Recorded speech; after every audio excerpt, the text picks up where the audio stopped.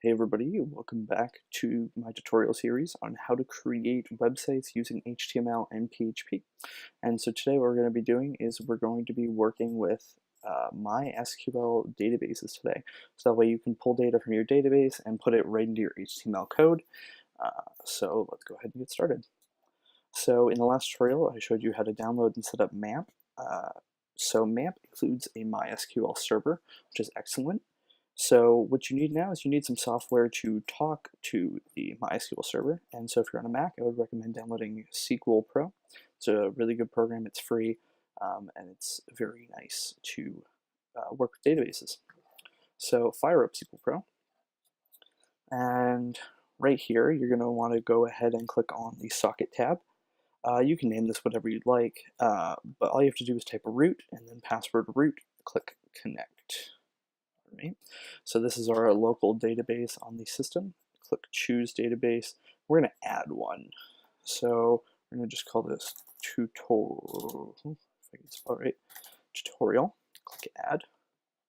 And so now we have our database. It's called tutorial. And so what we're going to want to do is we're going to want to go ahead and add a table. So for now, we're just going to call this test. Just click add. Okay. So the way that it works is it basically breaks down to two parts. There's the structure, essentially what the columns are, and then there's the content, essentially what the rows are. So we'll just go ahead and we'll add something to this structure. We'll call this number. Doesn't super matter what we call this right now, just keep track of it. We're going to need it a little bit later. Once again, this is all testing. In the next few videos, I'll be teaching how to do some more complex things. This is just, sort of getting the ball rolling in terms of how to get this stuff done at a base level. Whoops, we don't want that. So we do want this to be an integer, and length 11 means it can be an 11, sort of 11 numbers long. So right here, these are our columns. So we're going to just add some test data for now. Leave ID, just hit tab, and then number, we'll make it 27. Yeah, who really cares, right?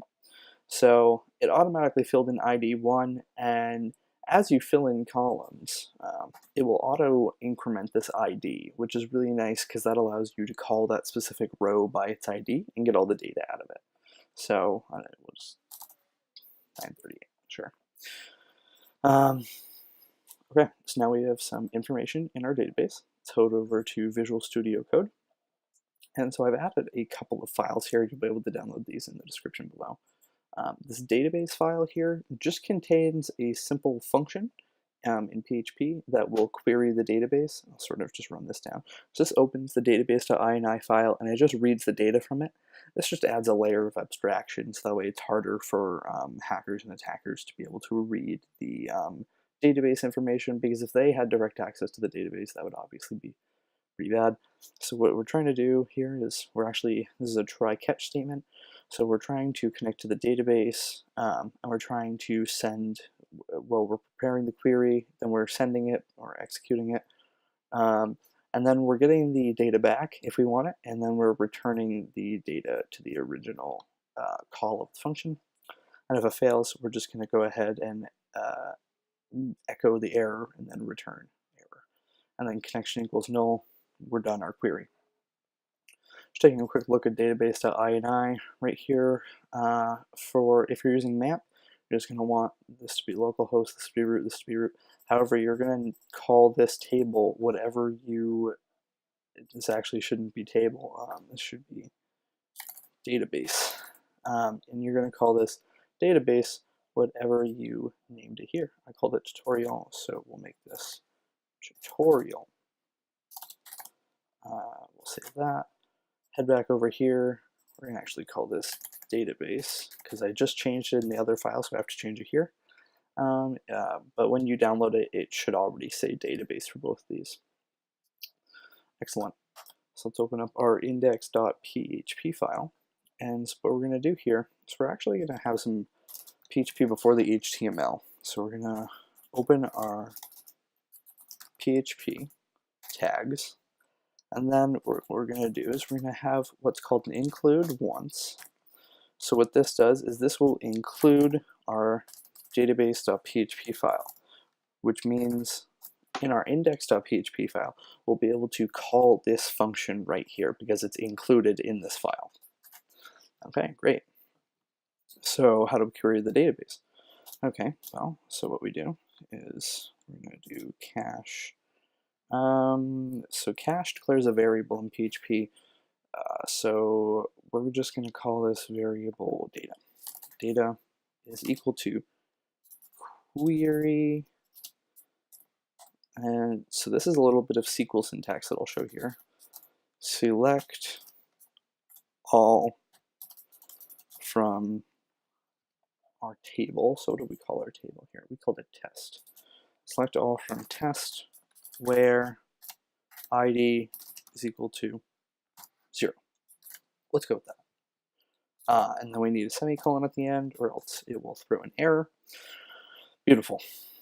So let's pop it in here. Let's see, so echo cache data. And let's go back to our localhost 8888 and fire it up. And all this is an array. It's not very useful. So what we can do here is just to show, we will do something called printr, which is a function built into PHP to print an array. So if we do that, it shows us an empty array. Okay. So we come back here and let's figure out why it's not working. So I figured out the issue. There is no ID 0. Well, it just goes to show how closely you have to pay attention. So where ID is equal to 1, and then we are printing the array out. And so this is what we get. Let's see, the first entry in the array, and the only, is an array. And in that array, we have ID, which equals 1, and then number, which equals 27. So what we're going to do here is we're going to actually, we're going to echo this data again. We're going to echo cache data sub 0, and then we want sub number.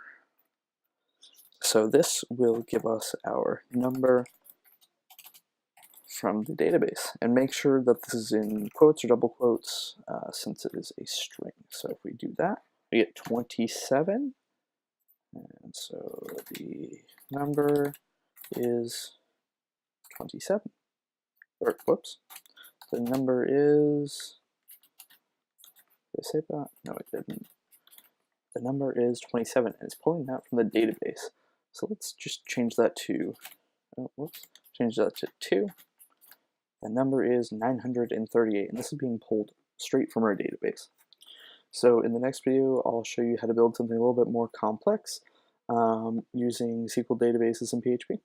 So thank you guys for watching. Don't forget to like and subscribe, and I'll see you next time.